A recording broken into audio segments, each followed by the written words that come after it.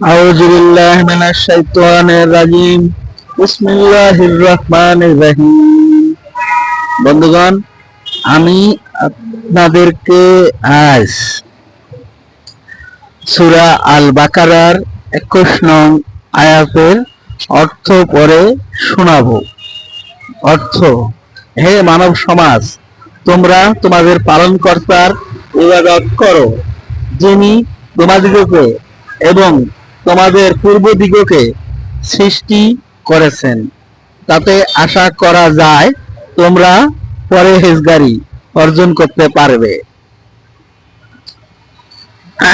আসুন আমরা অর্থ বুঝে কোরআন পড়ি, সুস্থ সুন্দর জীবন গড়ি। এতক্ষণ আমি আপনাদেরকে সূরা আল বাকারার 21 নং আয়াতের অর্থ পড়ে শোনালাম। আউযু বিল্লাহি মিনাশ শাইতানির রাজিম।